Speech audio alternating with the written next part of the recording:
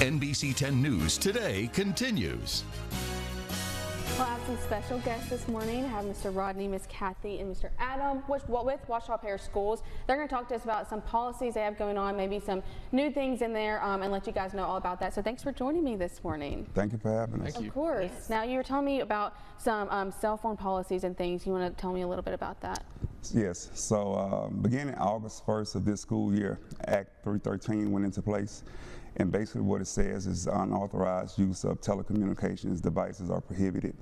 Basically that means that no student shall possess on their person an electronic device on them throughout the instructional day, meaning that a student cannot have a cell phone like in their pockets, in their hoodies, in their jackets.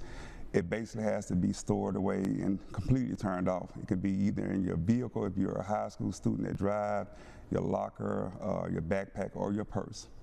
Ouachita Parish does follow the Ouachita Parish discipline procedure manual when it comes to students who actually violate Act 313. Okay, yeah, so no schools. I know that's kind of a big change for lots of students. That's a big change, but that's something that was passed earlier. For us, fortunately, it's not that big of a change. Okay. Because our policy that we've had independent of this law has been in place for several years now, and it actually mirrors the law. So we were fortunate as a district that it wasn't much of a transition for our administrators and our teachers because we were already doing this. Yeah, that's nice. That makes it a lot easier for sure. And we were also talking about some truancy laws. You want to tell us a little bit about that? All right, Act 386. Now, as Adam has already said, truancy issues or laws and policies have been in place and enforced in Ouachita Parish for some time.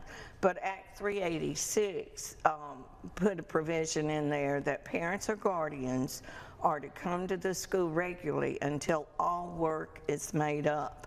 Now, what in truancy we look at, we have 3 days that we target: 3, 5, and 10 unexcused absences.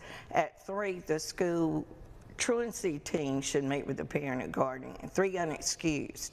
After 5 unexcused, they should get a letter and come to see me or Jerry Lockwood at 910 Thomas Road. And at 10 unexcused absences, well, there's some other legal issues that we'll pursue. But also, Ouachita Parish provides seat time recovery activities for grades 3 through 12. We have Saturday seminar.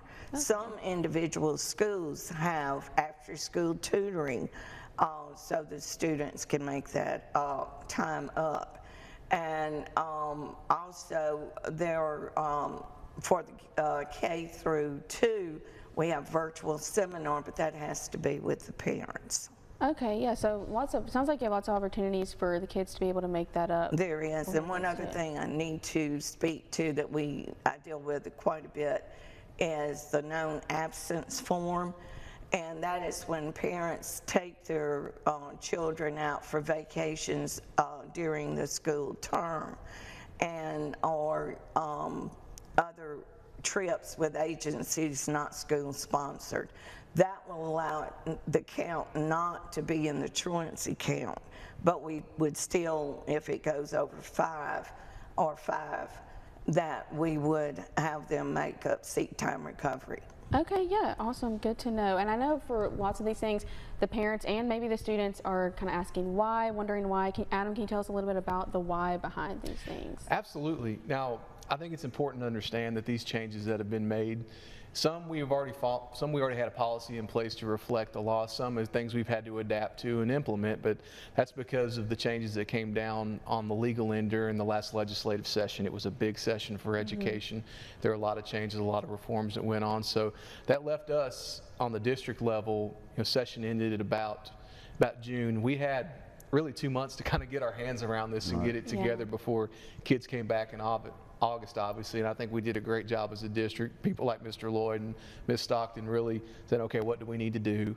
And then finding a way to implement it to what we currently do. And again, these were changes to the laws that we have to follow legally. It's not something that we just decided to do on our own. We were, this is legislative changes, and then it becomes incumbent upon us to figure out how we're going to implement those as a district. Absolutely. I'd like to add something that Superintendent Geis has added that has helped our attendance. And he initiated the weekly challenge attendance at each school, and they're ranked with their attendance percentage at the elementary, the middle, and high school. He set a high bar, which is 95%, and I would say 90% of our schools are making the 95 attendance rate weekly, and that should help our students, because the truancy is not a state issue, it's a district issue, it is a national issue. Yeah, definitely. And like you said, you didn't have a lot of time to be able to implement it. So it does sound like you guys have done a great job. Now, is there anywhere that parents maybe can go to learn more about this? Maybe a website or anything they can go if they want to learn more? Yeah, absolutely. You can visit our website. That's opsb.net. All of these new procedures, policies, laws are outlined on there. Or on social media, our Facebook page. Okay, we perfect. put together a lot of internal messaging and graphics on these, and people can go check those out as well. So a lot of resources are available, so check those out, and when in doubt, just give us a call. Yeah, absolutely. It sounds like you have lots of resources, like you said, and ways to get in touch. So if you have any questions, of course, we're always here to answer all those. And thank you all so much for coming and letting us know all about it this morning. Thank you for listening. Yes, absolutely, absolutely. Well, stick around, guys. We'll be right back after the break.